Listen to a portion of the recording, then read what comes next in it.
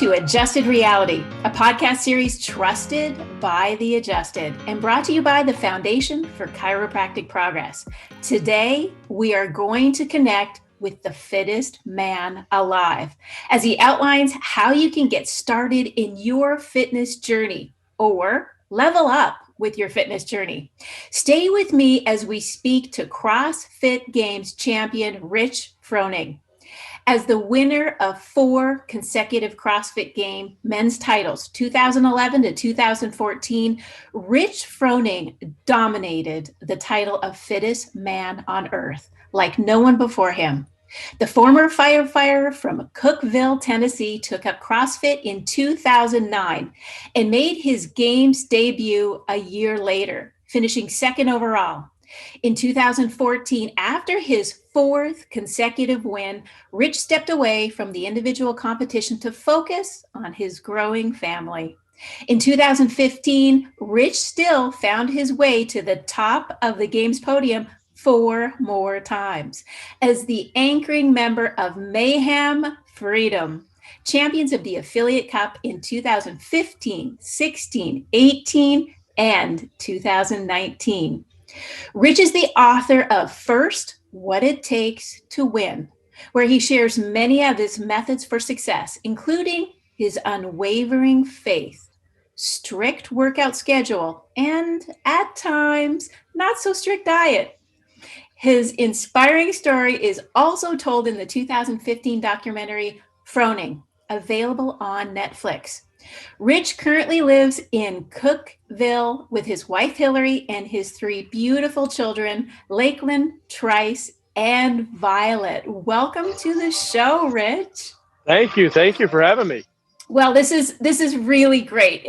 For the audiences that are just listening to the podcast, you will hear in the background, we are in the environment That's right. We're in the CrossFit environment. It's a beautiful gym. So if you want to see what's going on behind Rich, you got to come to the video portion of this podcast. Listen, as a CrossFit champion, I want you to take us back to the beginning. What actually prompted your fitness journey and why CrossFit? Oh man, we're going back a long time now. So I grew up playing baseball, playing sports as much as I could. Super competitive family. I'm one of, on my mom's side alone, I'm one of 32 first cousins. 25 of us are boys. So any type of family get together when we were kids turned into some type of competition. I now realize that our parents were not actually trying to figure out who was the most dominant cousin.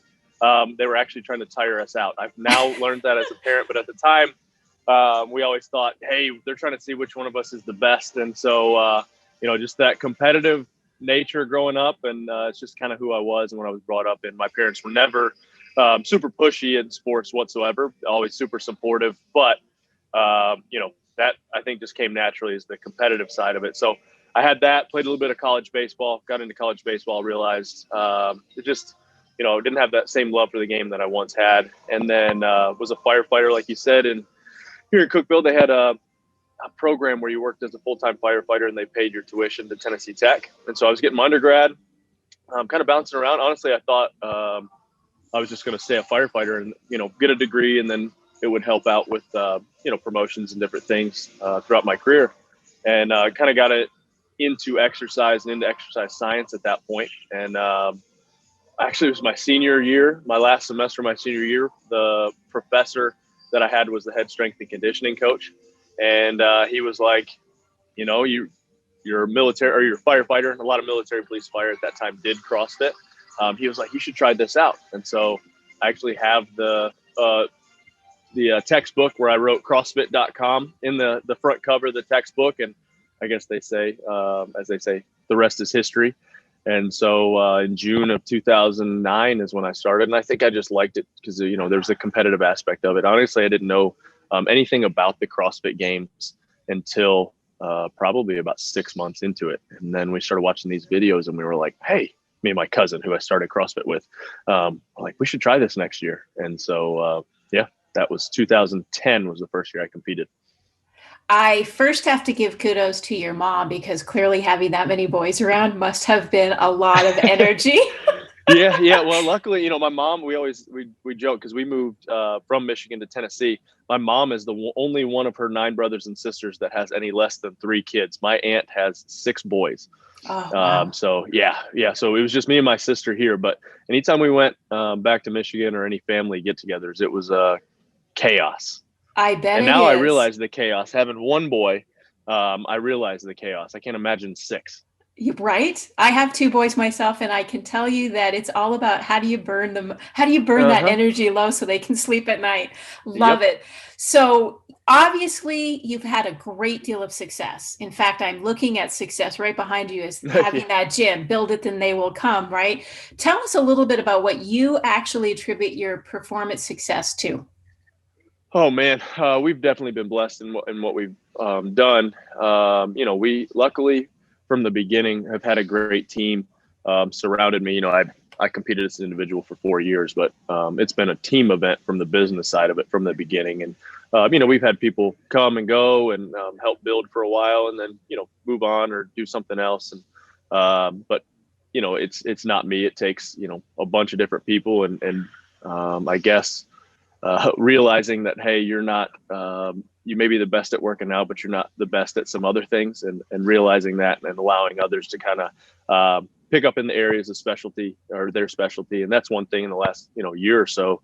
For a long time, we did really well with the skeleton crew, but we've grown quite a bit over the last probably 6 months to a year, and realizing, hey, more people, makes the load lighter. And it's been really good. You met Rory and talked to Rory. He's been a big asset. We brought in kind of a COO to kind of run the daily operations, Brian, and great media team, all kinds of stuff. So just trying to stay on top of all of that stuff. And so, like I said, you got Trice. Trice was trying to jump up in here and then decided. Of course, who wouldn't want to be on the podcast with us, right? And now he's trying to unplug a light behind us, and so. He's a disaster. We call him Trice-nado, Trice-aster, Trice-manian devil, any of those things. Well, this is part of your success, is now you're starting to see your adjusted reality. Yeah, and that's sure. For sure. This is fun. So. Well, let's talk about this. There is the statement, the fittest man alive. And as I was watching the Netflix documentary, it was actually noted that you could be the fittest man in history. Tell me, how does that feel? I think that's more of a CrossFit tagline, and kind of with CrossFit, their definition of fitness is, you're not the best at any one thing. You're kind of balanced across all domains. And so I think that's more their tagline. It is what it is. There's probably people out there that are better at fitness or better at some things that just haven't been tested. But it's allowed us to do some really cool things. Like we said, we're here without any of those titles or any of the stuff that we've done or the platform that we've grown. We wouldn't be able to do any of this stuff. And, really what it comes down to for me is I get to do what I love every day.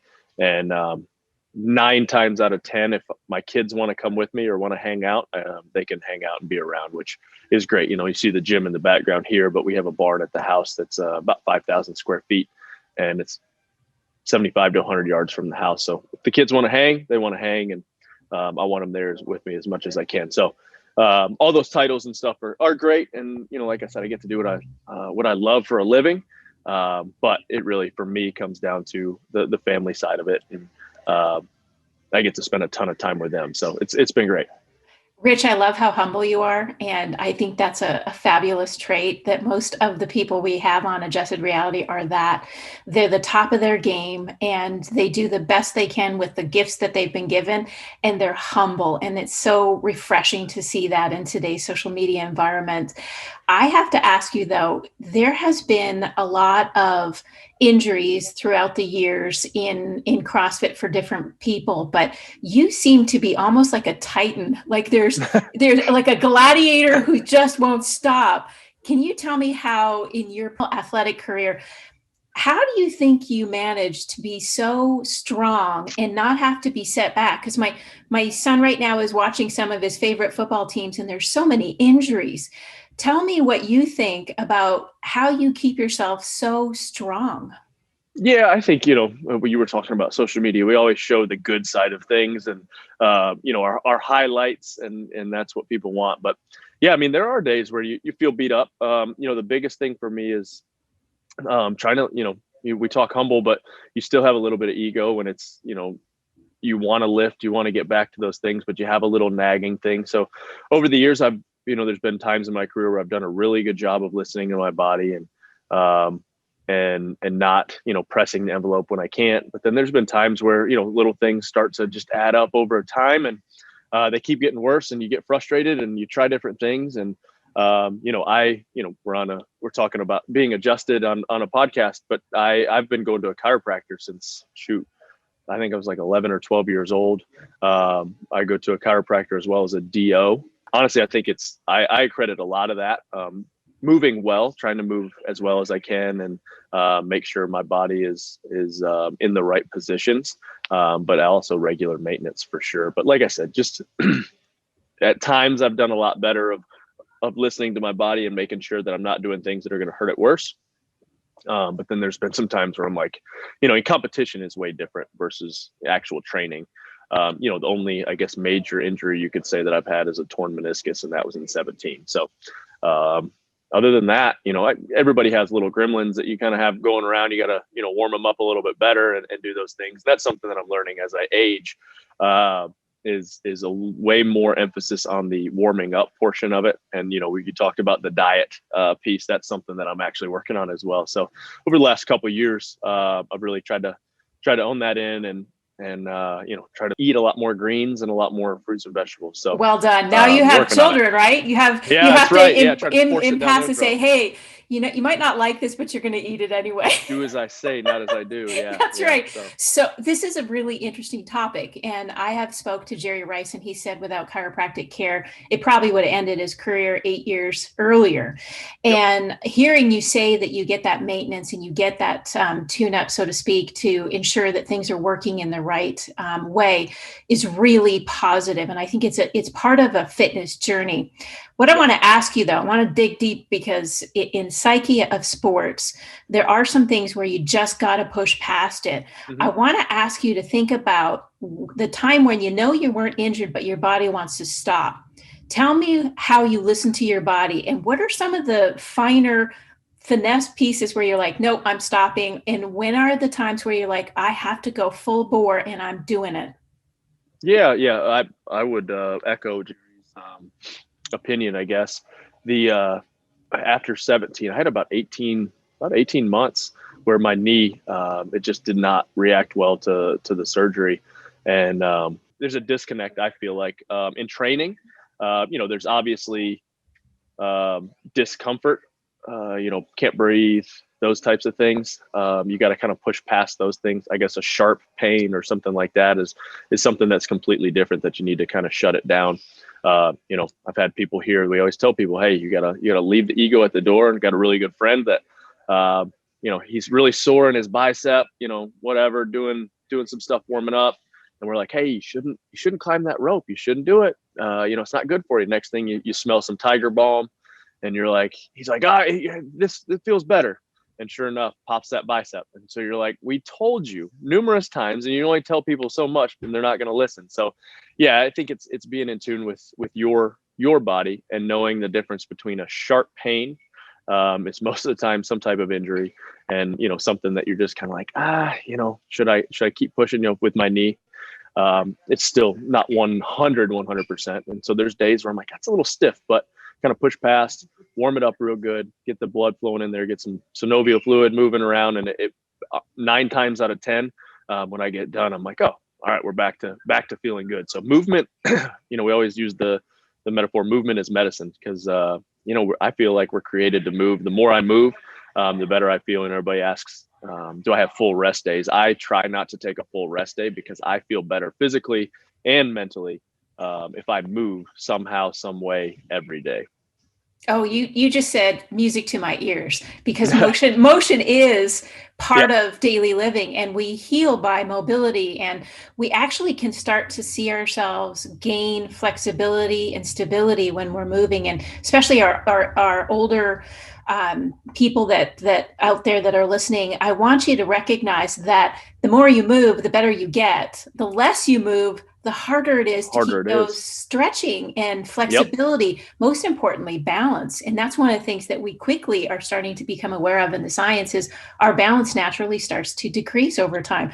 And I can see that you're a man on the move all the time. And I like that. And I want our audience to really recognize being healthy means you have to be mobile. You have to really push yourselves, even on those days where you're feeling sore, you've worked out really hard.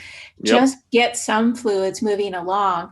There's a question that over time, as I've seen and been in the CrossFit tents and treated with some of the other healthcare professionals, is while you're in competition, while you're actually all geared up and ready to go, your mind is focused on it. I've seen people come in the tent with their hands bloody and they want to see the chiropractor, and the chiropractor's like, first we got to take care of the blood because that's first and foremost. But I see the impact that being at the CrossFit Games and having your team there, your healthcare ready to go team. Can you share a little bit about what that means to you when you know that you need to perform at your optimum, having your team behind you? Yeah, you definitely want somebody that one knows your body and knows kind of what your issues are. For me, there's always some certain things that are, just either bad movement patterns over the years that I'm still trying to fix, or, just kind of nagging things like the knee and how we've treated it in the past. So just somebody who's familiarity with, who's, got some miles with. Knowing that being mobile and being properly in alignment is a key component to being on your fitness journey. Can you give our listeners 3 actionable steps that you would tell them to get started? Some may be just totally beginning, and others may be like ramping it up and in the mentality of go for gold. Tell us what you would do on the beginnings. Some three steps that would help them move forward in their journey. Yeah, I lead this. This is my biggest thing is have fun, enjoy what you do. A lot of people get into working out or doing fitness stuff. And if you want to compete and do those types of things, that's one thing.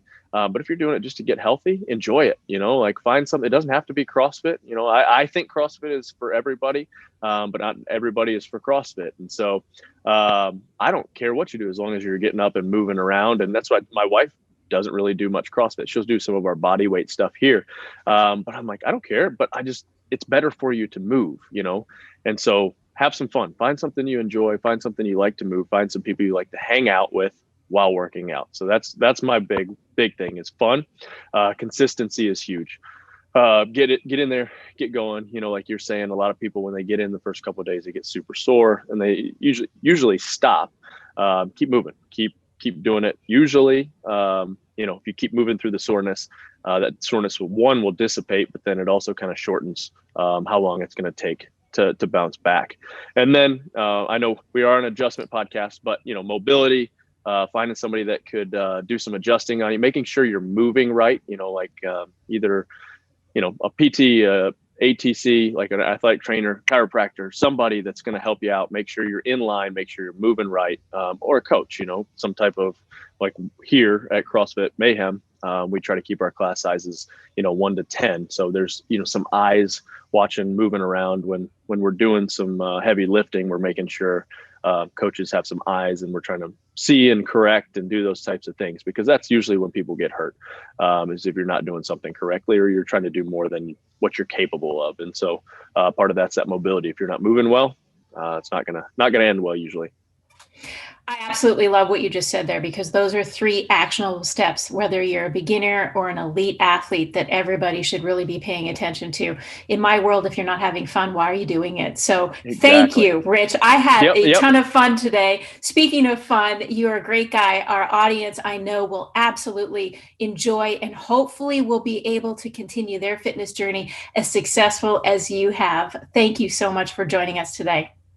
Thank you very much. Thanks for having me. Thank you for tuning in to Adjusted Reality as we spoke to Rich Froning about leveling up your fitness journey, where you take away 3 things of importance in your fitness journey after speaking with Rich Froning today. First and foremost, have fun. Life is really short, and we need you to enjoy what you do. Second, move. Even when you've had those tough workouts and your body is sore, keep moving. And last but not least, keep in balance. And finding a great healthcare provider is key to preventing injuries. Well, this podcast was brought to you by the Foundation for Chiropractic Progress. Don't forget to subscribe, share the podcast with friends, rate, and review. If you're feeling so inspired to learn more about chiropractic or to find a chiropractor near you, visit f4cp.org/findadoctor. We appreciate your support and look forward to checking in with you again soon.